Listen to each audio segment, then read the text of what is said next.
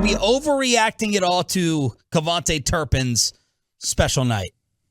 No, I saw somebody on Twitter, a few people were trying to say, hey, look, it's just the preseason. It's like, yeah, but those traits, like returnability is something that is going to flash in the preseason. Like you can have that translate to the regular season, and they've been in desperate search of somebody to do this type of a job for them. They've, looked for the Lucky Whiteheads and the Ryan Switzers and, go back all the way, 16 years ago, like Tyson Thompson.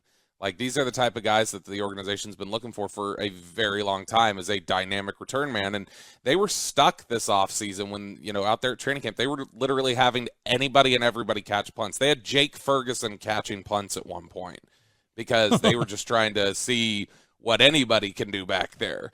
And so I think that was the big reason why they brought him in. Where you're seeing them kind of work him in now is, hey, can he do some of these jet sweeps, these, reverses? Can he potentially stand up there in the slot and run a couple routes for us? Or could he just stand out there and be a decoy, like the same way Lucky Whitehead used to be a decoy on those, the Linehan special, the little screen pass to Ezekiel Elliott, like the one he scored on against Pittsburgh his rookie year. And so I think that they're trying to find ways to use him as a weapon on offense as well. But that speed and that elusiveness and things like that definitely flashes in preseason games. And I think anytime somebody scores 2 return touchdowns in a game, whether it be preseason or, sandlot football, I think it stands out. Bobby Belt, Cowboys insider on a Cowboys Monday after they get the W over the Chargers. Why was he available to be picked up so late after his USFL and, of course, the local college career? Why is Turpin was he sitting out there?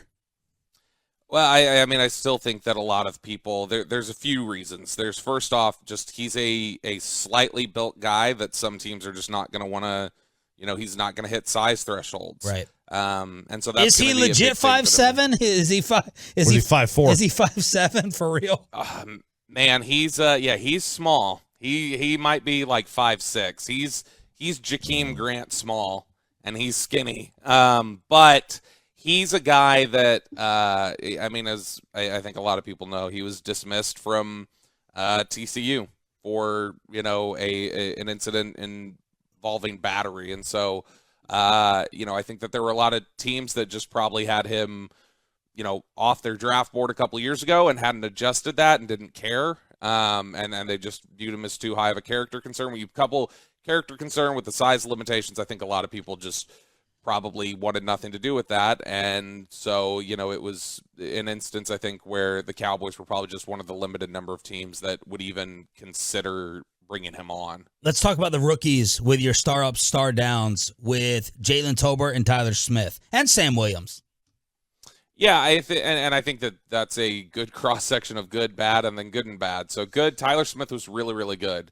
I think specifically on the Rico Dowdle run where he got like 15 yards to the left sideline, you saw him beginning to get to a point where he was about to get flagged for holding, and he let go. And that's a big thing that they need him to learn, is to let go. But overall, that one touchdown drive that ended with Malik Davis scoring was really impressive, where they ran behind him, 6 out of 8 straight plays. They ran right behind left guard, and he was getting a lot of movement in the run game, and that's something they really need from him.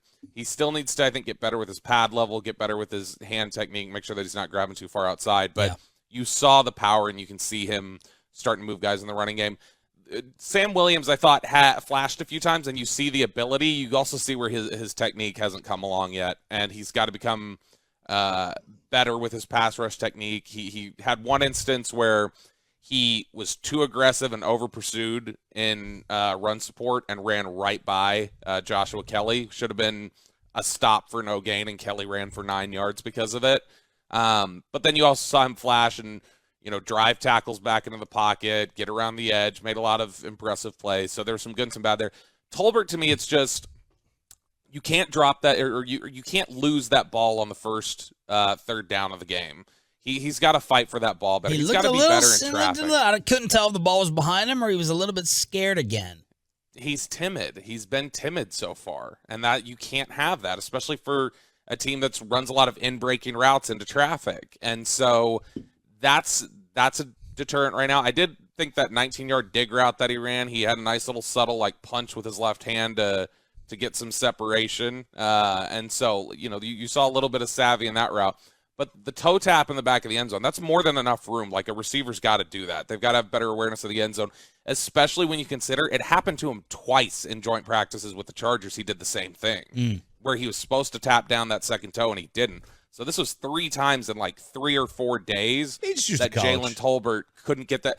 But I mean, that's why I've been in favor of just make it 2 feet in college too. Like get these guys trained up as best you can for the next level. But I mean, a lot of times college teams aren't interested in training up for the next level. They're just worried about, trying to win games on their level.